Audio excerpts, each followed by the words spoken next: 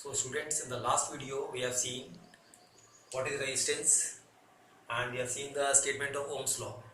Now we are going to do the derivation of Ohm's law. So let there be a conductor of length L. I have drawn a small diagram here. Is a conductor of length L and area of cross section A. Now in the presence of an external field, E, each electron experiences a force. This electron inside a conductor, this experiences a force which is given by F is equal to EE, and the acceleration produced A is given by A is equal to F upon M. Put in the value F is EE by M. So this is the acceleration produced in each electron due to external field E. Now if V is the potential difference across the ends of the conductor, then we know the relationship between electric field and potential. It is equal to V by L. Putting this value in A, A becomes EV by ML. So this is the acceleration produced in each of the electron when a potential difference V is applied across a conductor of length L and area cross section A. As the initial average velocity of electrons is 0, that is U is 0. So using the formula V is equal to U plus AT, we have the drift velocity Vt is equal to A tau. Because U is 0, so Vt is equal to A tau, where tau is relaxation time. Now, putting this value of A that we have derived earlier, Vt is equal to EV by ml tau, where this EV by ml is what? A. Now we have done Vt is equal to EV upon ml tau. Now using the relationship between current and drift velocity, I equal to NE Vd, and putting this value of Vd here, we get I is equal to NE squared tau A V upon ml. What I have done, I have put this value of Vd here. We are getting I, this expression we are getting. So V upon I becomes ml upon NE squared tau A. There. Now at a fixed temperature, what Ohm's law states that when temperature remains constant. So when temperature is constant, the quantities M, L, N, tau, A and E, the electronic charge, all these quantities they are constant. So V upon I is equal to a constant, and that is equal to R. This proves Ohm's law for a conductor, and here we have got R is equal to ML upon NE squared tau A.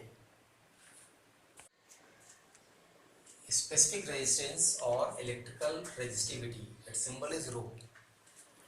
It is defined as, it is the ratio of intensity of electric field E at any point in a conductor to the current density J at that point.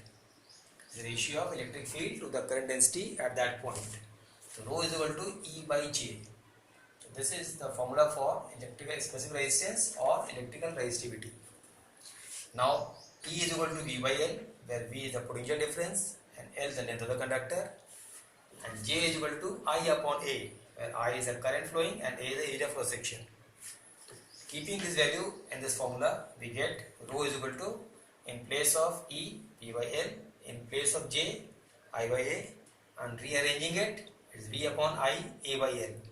Now what is V upon I? It is the resistance. Resistance R is equal to V upon I. The resistivity rho is equal to R A by L. So this is the relationship between resistivity and resistance. And its unit is resistance unit ohm. Now this is meter square, this is meter, so this become only meter. The unit of resistivity is ohm meter. Now very important point, resistivity depends on the nature of the material of the conductor and it is independent of its size or shape. It's a very important point. It depends only on the nature of the material and is independent of its size or shape. Reciprocal of specific resistance is called specific conductance or conductivity and is represented by the symbol sigma. Therefore, sigma is equal to 1 upon rho. What is rho? This is specific resistance or resistivity. Now we are going to see effect of temperature on resistance or resistivity. Now this is the formula we have derived. R is equal to ml NE squared tau A. This is the relation formula for resistance. Now first we will see the effect of temperature on the resistance of metals. For a given conductor, L, A and N are constants. L, N, A are constants. M is the mass of electron, it is constant. E is the electronic charge, so it is constant. Therefore, from this relationship we have got R is proportional to 1 upon tau. What is tau? It is the relaxation time. Now, when I am showing you by the arrows, up means what? Increases, and down means what? Decreases. When temperature is increased, the root mean square is the velocity of electron increases, because we have already studied. All of you know that Vrms is proportional to root T. More temperature, more velocity. Less temperature, less velocity. So when temperature increased, Vrms increases. So when velocity increases, the time will what? Time will decrease. This is what? This is the time between two successive collision. So when velocity will increase, so time will decrease. Because of increase in Vrms, tau decreases. So when tau decreases, by this relation, R will increase. So what we are getting? With the increase in temperature, the resistance of metals increases.